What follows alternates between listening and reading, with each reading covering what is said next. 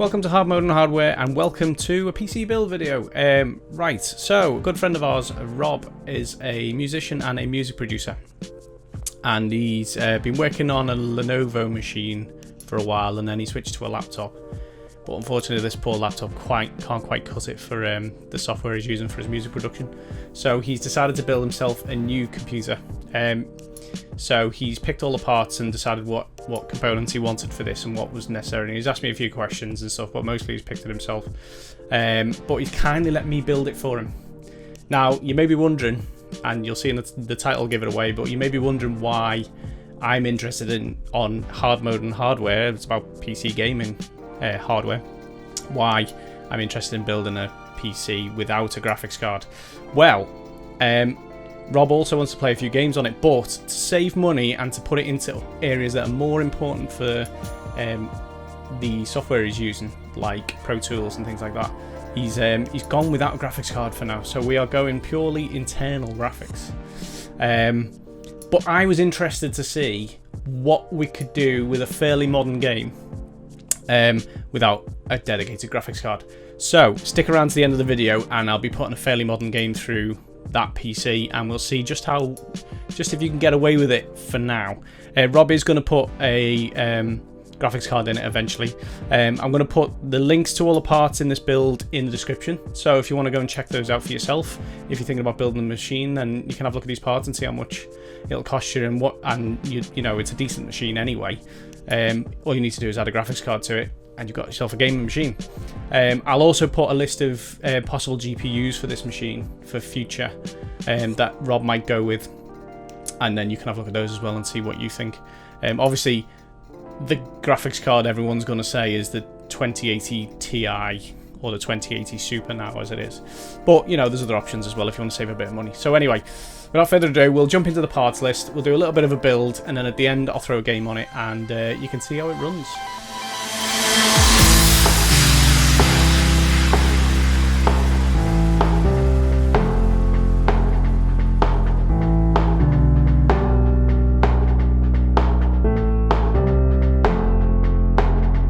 Okay, so let's do a rundown of the parts that Rob's chosen for this build. We'll start with the motherboard. It's a Gigabyte Z390 Gaming X. It's a socket LGA 1151, which means we're going to be putting a Coffee Lake in this. The good thing about that is if Rob ever decides he wants to upgrade, he can go up to an i9 9900K. We're not going that high, I'll get onto the CPU in a minute, but the ability to upgrade is there. It can also take up to 128GB of RAM, that's 32GB per slot, and I think it goes up to 4266 MHz overclock, which is pretty fast. You're also looking at two M.2 slots for SSDs, which obviously for music production is going to be good because you want that fast storage when you're recording things like that. You might not need it, but it's there anyway. And it's also got the ability to do crossfire, but because we haven't got a GPU, we're not even thinking about that, but it's there if you want it. Okay, for CPU, Rob's gone with the Intel Core i7-8700. He hasn't gone with the K because he has no intention of overclocking as far as I know. So save yourself a few pounds, dollars, whatever, and just go with the 8700. It's still a performer though. You're looking at 6 cores, 12 threads. It's got a frequency of 3.2 gigahertz. Which is quite quick as it is, but it's got a maximum turbo boost up to 4.6 gigahertz when required. This is no slouch. It's not the latest i7, but by dropping back a generation to the 8, it means that Rob's been able to save a few pounds while still having a decent performing CPU, and this thing's not gonna find this thing wanting for what he needs to do. So I actually think it's a solid choice to keep the build cost down. Cooling that, we have got the Corsair H100X all-in-one water cooling system. This is a 240mm liquid CPU cooler. This should keep it nice and cool because we're not overclocking, especially this will make sure that processor stays nice and chilly as he's working on or editing his audio or whatever. The i7-8700 is, I think, a 65 watt processor anyway, so this should more than handle what it's going to throw at it. The only interesting thing will be where we're going to put it in the case, but we'll come on to that in a bit. Next we move on to memory, and we've got Corsair Vengeance LPX low profile DDR4. 32 gigabytes of it, 2400 megahertz. It's a solid choice. It's not the fastest RAM available, but it will more than adequately do the job. And by dropping down to 2400, again, you're going to save a few pounds over if you go faster. I use the LPX myself, although mine's 3200. But even so, this is a solid choice, I think. And next up we have the storage, starting out with a Samsung 970 EVO Plus NVMe M.2 drive, 500 gigabytes. This is the M.2 SSD variety of hard drive, and it just means that the write speeds are going to be fast. It's got a claimed read speed of 3.5 gigabits per second, well 3,500 megabits per second, and a write speed of 3,300 megabits per second. That's claimed. Whether you actually see that or not, I may test in the future, but probably unlikely. But it's still going to be quicker than buttered lightning reading and writing, and that's just what you want. It means the boot times are going to be short, and it means the software is going to load quickly, and anything else, all the other possible overheads about loading from storage is going to be cut, and that's just what you want when using this for things like music production and video production, if that's what you want to do. And for the cheaper but bigger storage, we've got with the classic, everyone's had one of these I think at one point, Seagate Barracuda 2 terabytes regular mechanical hard drive. Now, if you don't need the read speeds and the write speeds, and we've survived with these hard drives for many years and did okay, then always go for the cheaper option, because you can have plenty of these for the price of any SSD. And if you're just using it to store files, then just get a few of these in there. And that's what Rob's done here, because he's going to have files that he's not going to be using all the time that can be shoved onto this hard drive. So for power, we've got the Corsair RM750X in white. Fully modular power supply, 80 plus gold rated. 750 watts is more than necessary for this build, because we haven't even got a GPU in at the moment. I don't think this build's going to pull more than about 200 watts at peak. But it'll be nice and efficient. Even when a GPU goes in there, even if a 2080 Ti gets put in there, this is going to be more than enough power. So it's sort of Rob's looking towards the future with this one, because he does want to put a GPU in this eventually. But for now, this will more than cover what he needs for the system. So we're putting all of these components into a cardboard box. No, it's not really. Did you really think it was? It's not. It's the Corsair Carbide Series 275R in white. As you can see from some of the components, this is going to be a black and white build, which I wholeheartedly approve of. Check out my video on my machine if you want to see why I approve of that. Anyway, this is a really nice case. It's quite compact. It's an ATX case, but it's quite compact. But it's going to have the I'm going to have to put the cooler on the front by the looks of it. It has, however, got completely open main area without any hard drive trays or anything like that. And it's got some nice cable management space behind the motherboard tray, which is going to make life a lot easier. If you want to see this case, go and check it out, but if not, you'll see it at the end of the video. If you're looking for a compact, reasonably priced ATX case, you can't go wrong with this one.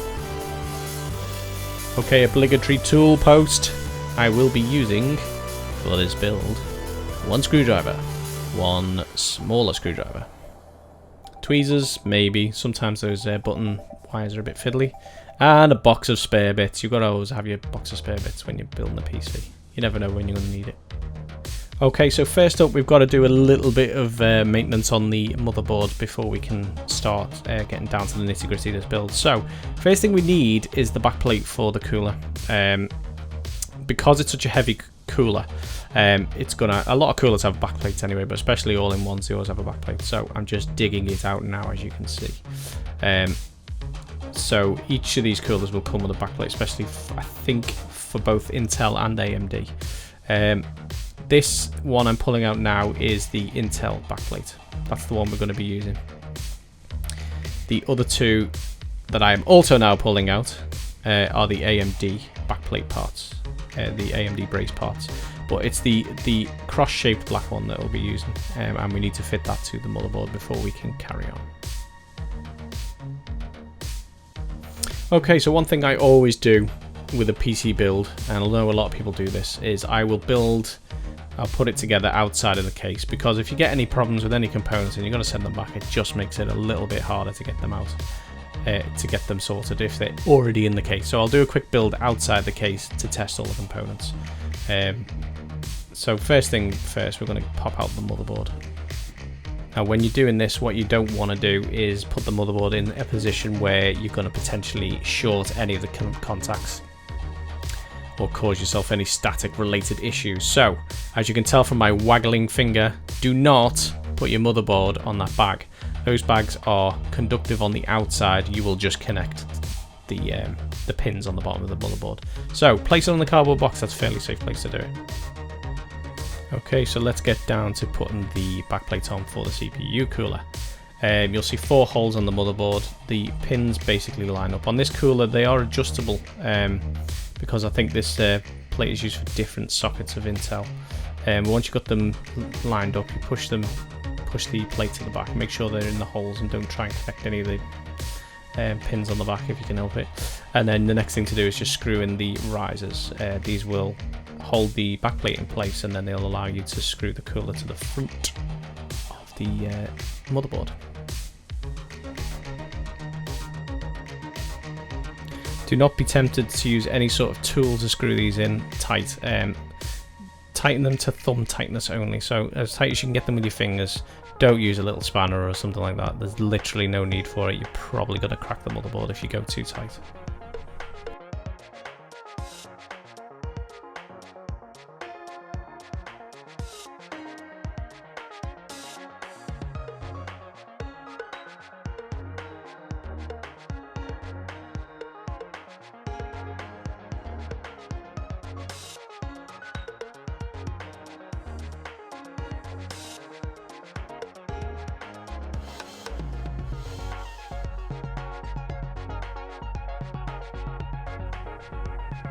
Okay, this is the CPU. It comes in this handy plastic container. Leave it in this until you're ready to use it, because it will protect the pins and you don't want a bent pin. In the bottom corner nearest to us, you'll see a small grey arrow on the actual motherboard next to the socket. This will line up with an arrow on the CPU. It'll become evident when you see the CPU in a second. And on the CPU there's this golden arrow in the corner, which basically lines up with that socket. So once you know you've got those arrows together, you know you've got it the right way around. Now, not every motherboard has the arrow. Sometimes it'll be less obvious which it is, but if you look carefully, you'll find it. On the motherboard itself, on the socket, you've got this plastic cover. Now, I think these are supposed to pop off when you put the CPU in, but I always take them off because I'm not happy about putting extra pressure on top of the CPU when it's going in. I'd rather have it out the way myself, but whatever. So once you know which way it's going in, which I ordered, if you notice there's also notches on the CPU which line up with the socket, which is also a helping hand to get it lined up the right way. You lower the frame, pull the pin so it goes under the screw, pull the locking pin down and slip it under, and that's your CPU installed. So next we need to install the CPU cooler. These coolers actually come with thermal compound already installed. Some people will tell you it's not good enough, but they've taken the time to actually apply this, knowing full well that people are going to trust it, so it is adequate. I've never had a problem with it. We're going to have to clean it off eventually, as you'll see, but yeah, you can use it. So before we put the cooler on, we're going to obviously need to fit the fans to the cooler itself. In this case, you're going to be using the long screws, because these are going to go through the fans to actually attach to the cooler. Do not use the long screws on the other side of the cooler to screw it to the case, because you will go straight through the fins and you'll probably end up with a leak. So what I found with this H100X is a bit strange. You've got to use these washers on these screws that are holding the fans on. Basically the screws go way too deep otherwise. I found this on a forum, but basically if you look at the instructions for the cooler, it doesn't indicate these washers that need to be installed in the way, which I think is a bit bad. Luckily I did a bit of delving and I found out that actually you're supposed to install the washers, and counting the washers up, it made sense. So with the fans correctly installed on the cooler, it's time to install the cooler plate to the CPU. Now, as you can see, we're using the thermal paste that came with it. If you don't know what thermal paste is, it basically forms an airtight barrier between the CPU and the cooler so that you're going to get nice thermal transfer between the two. When you're installing this, make sure it's nice and centered as you push it down, just to avoid any mess with the thermal compound. If you're installing your own thermal compound, it will be messier than this. This is going to be nice and neat because it's already been applied in a thin layer. With the screws, I've always found, and they used to tell you this, I'm not sure if it did this time, but to tighten the screws diagonally from each other. So you go one corner to the opposite corner and then the other two opposite corners as well. That way you keep the pressure nice and even as you go around. Thumb tighten them to begin with, and then they have got actual screw heads on, and you're actually screwing the plate down to the risers rather than the motherboard, so there'll be less chance of damaging it. So you can go fairly tight, but you don't want to go ridiculously tight. You don't want to use a screwdriver and go so tight that you couldn't possibly undo them, because that's not what you're trying to achieve. So with the screws thumb tightened, I'm now going to go diagonally with the screwdriver and just give them a gentle tighten, just a couple of turns or a turn at a time, just so it's nice and even, the pressure, because they can pull the pins as it tightens. So if you do it nice and even pressure, it'll keep it nice and straight, and you're not going to get any warping or buckling of the motherboard.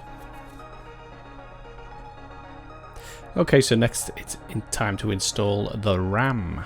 These are the RAM sticks, RAM modules. They come in a dual kit because this is a dual channel kit. Basically, 2 sticks generally means it's a dual channel kit designed for dual channel motherboards, which is what this is. They all come with it's DDR4, which has a slot cut into the actual PCB of the RAM. It's off center so that you can't put it in the wrong way round. If you try and put it in the wrong way around, it will probably break something. It matches up to the notch in the slot once I refocus the camera. The notch in the slot.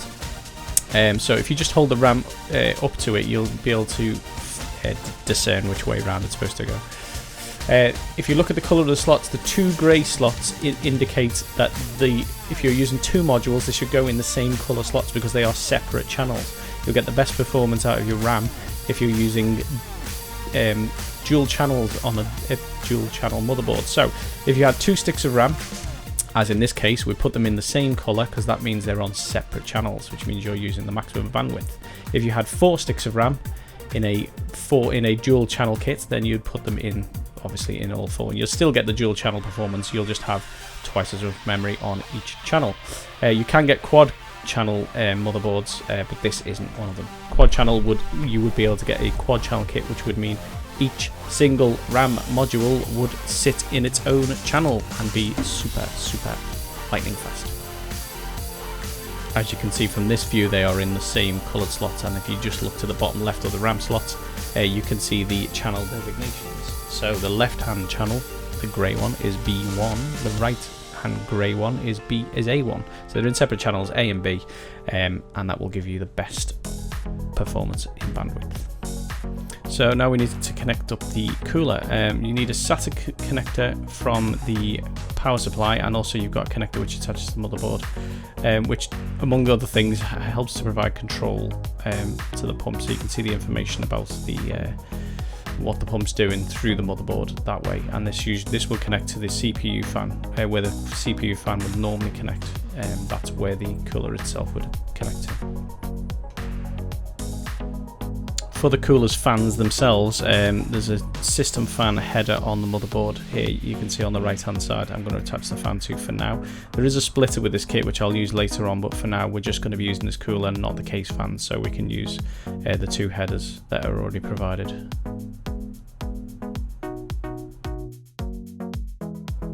And I'm going to attach the other fan from the cooler to system fan 3 for now. I discovered system fan number 1 tucked away by the CPU power supply, which we'll get onto in a minute.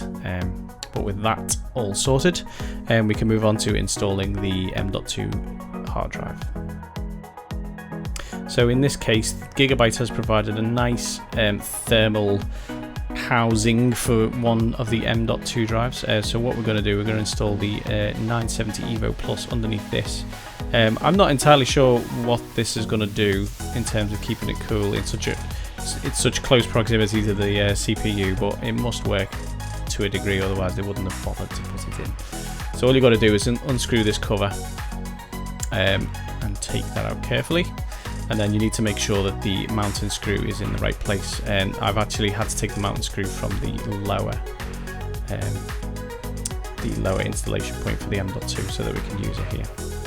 You just need to hold up the M.2 to the motherboard and line up where the screw point is going to be, because they do come in different lengths.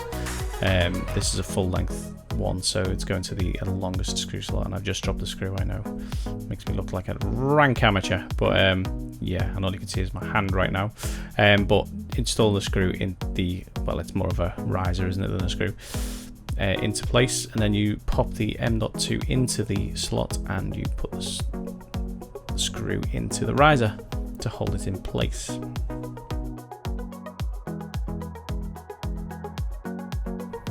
So with the hard drive installed, then we're going to peel off the cover from this thermal covering and slot that in place, and that is just going to screw down on top as well. Presumably it's going to transfer heat from the chips on the M.2 through to this heatsink and alleviate some of the heat that can be generated.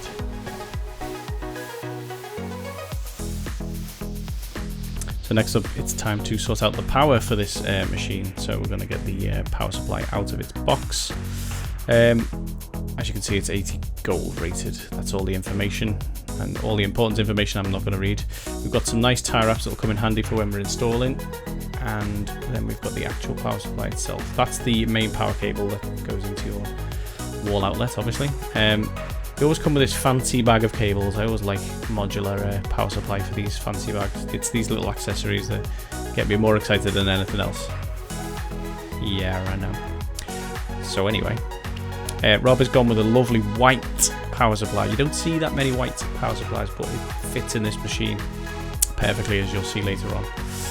So I'm going to have a look through the cables and decide which ones we need. So you've got the CPU cable, which is the extra power cable for Intel CPUs.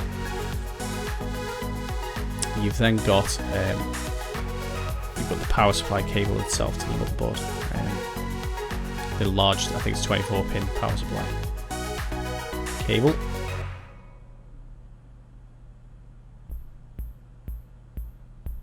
Then you've got SATA cables, which will attach the hard drives and the CPU cooler.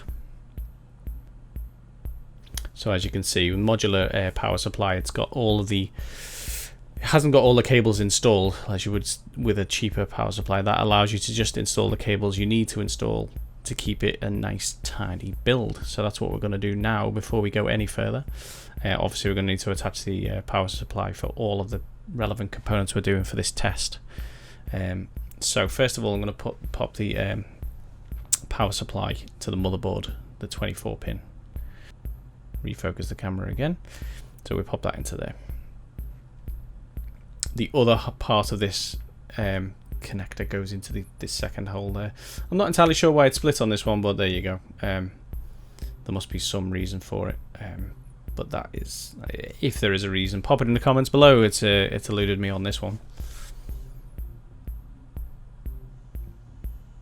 Rid of the tie wraps because I know the cat will have them.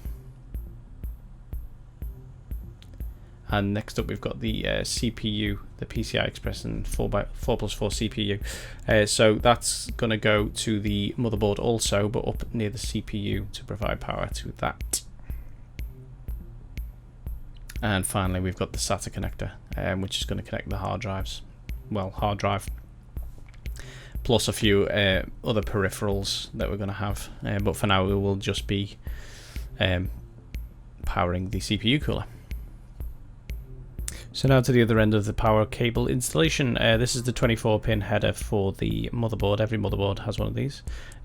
When it's out like this and you're doing your test, then you can carefully squeeze it into place, but once it's in the case, just beware if you're pressing on it, especially depending on where your risers are for the motherboard.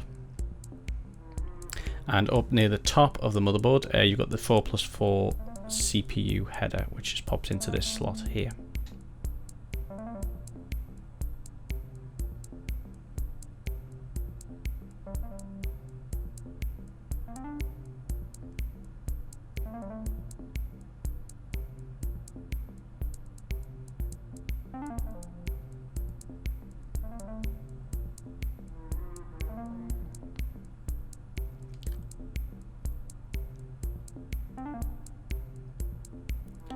And it's at this point that I realized there's also a system fan header there, so I decided to change one of the coolers over to this one just to make it a bit easier for testing, so that the cables aren't too stretched.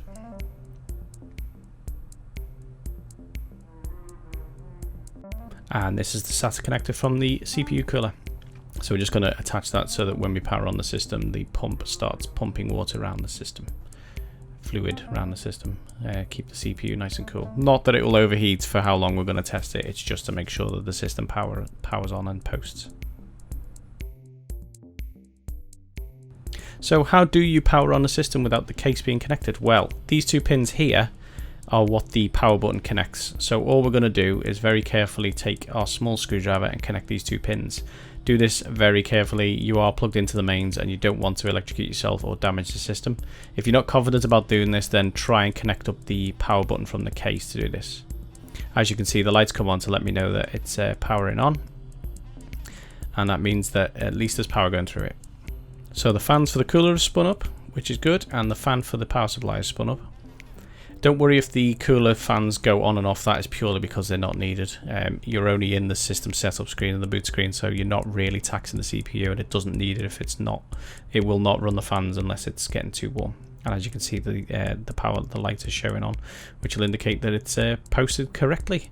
And as you can see from this little video, we are in the setup the BIOS. So that means that we've gone through to the BIOS and everything's fine. We've got no operating system yet, but that's fine. I'm just going to go through these menus now off camera and check everything is as it should be, including RAM speeds, and it's detected the peripherals that are installed and the fans and everything else. So with the system successfully checked, I'm now going to tidy up a little bit, and I'm going to deconstruct it, and we're going to build it back up in the case. It's a long-winded process, but I always like to do this to make sure the components are all working correctly. If you have to send anything back, it's always a nightmare to get it. Well, not a nightmare, it's always harder to get it out of a case than it is to just take it apart like this. And it's just an easy way of checking it. It's just an extra bit of time, because once you've got everything out and sorted, then it's quite easy to put into the case. It's quite quick. But if you do this outside the case, check everything's working, and then if it is, that's great. You can just then install it into the case, and that's fine.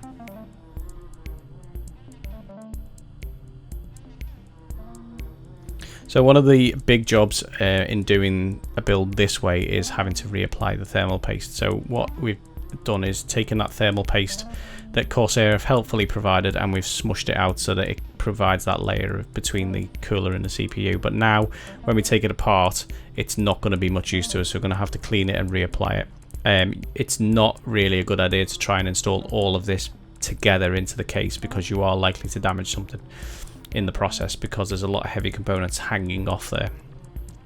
So what we're going to do is remove the CPU cooler. We're going to take a lint-free cloth or some sort of kitchen roll or paper, kitchen towel if you're in America, that doesn't leave fibers. We're going to take some 99% isopropyl alcohol, and we're going to wear gloves obviously, and we're going to clean the CPU and the cooler, being particularly careful when cleaning the CPU because we don't want to damage it. Use the alcohol sparingly as well, and if you can, clean most of the grease off, the paste off, before you use the alcohol. The alcohol is just there to clean off the remnants. Okay, so that's the main part of the build. Obviously what I've done after this part in the video is I've taken everything to bits and I've put it back in the case as it should be. Basically we ran out of time. Rob and his family live quite far away, so we needed to get the PC built so they could actually take it home. So what I'll do in future videos, if you keep subscribe to the channel, then there will be future build videos where I'll run into a bit more depth about things like installing the motherboard. You've got to take things like risers into account and things like that, and the format of the motherboard, and also cable management, which is a hot topic. A lot of people obsess about cable management. I don't obsess, but I do like a nice tidy cable area. Cavity? I don't like those words. It's one of those. Anyway, I do like nice tidy cables. It does help keep the system cool as well if the cables are out of the way. But that will be in future videos. So basically from this point forward, I've taken it to bits, I've put it back together in a computer, I've installed Windows, and then we're going to move on to what it looks like switched on in this case as a complete system, and it is nice. So straight after me here with my ugly face, you'll see that.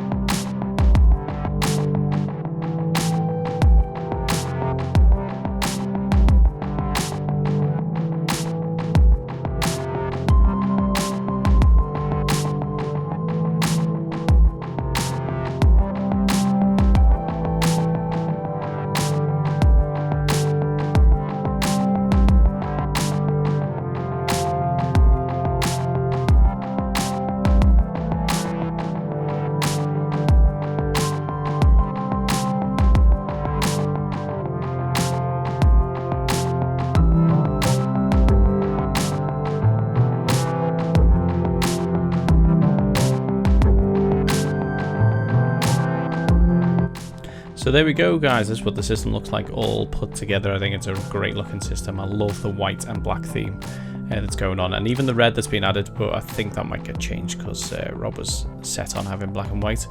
So the only thing left to do is to discover whether it will run any games. So I'm going to put a fairly modern game through it. It's not necessarily the most taxing game, but I'm going to put it Dirt Rally onto this machine. And I'm just going to throw a few videos on of how it was running on certain settings. But bear in mind, this hasn't got a dedicated GPU. This is all internal graphics. So without further ado, let's jump in and see how it gets on.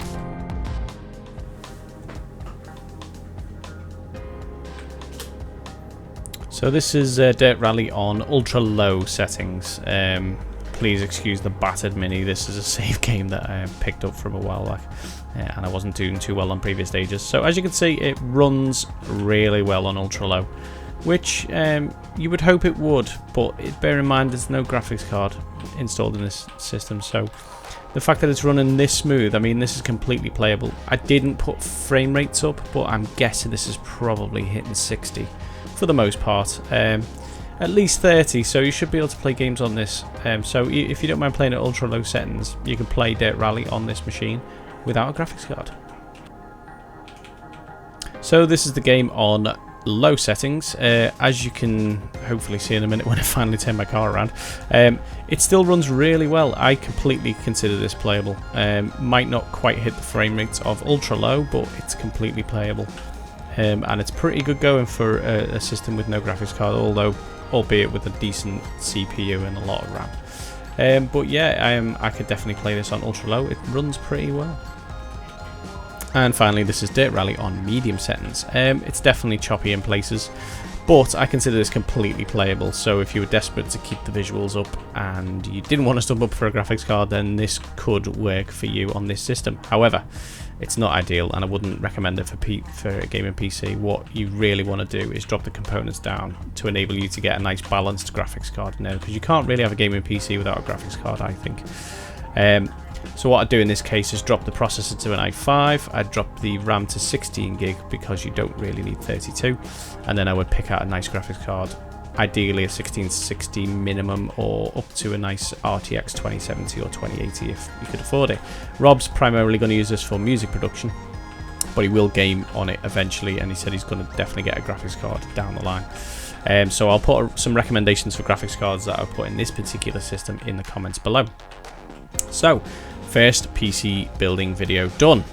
Pop a comment below, let me know what you think of this system build. Have you got a system build similar to this? What do you think of the colour scheme? I love the colour scheme. Don't forget to hit the thumbs up if you enjoyed it, because that'll let me know I've done a decent job at least. And don't forget to subscribe, and if you subscribe, don't forget to ring that bell, because then you won't miss any videos, because you'll get sent an email and a notification every time I upload. And other than that, don't forget to play it on hard mode.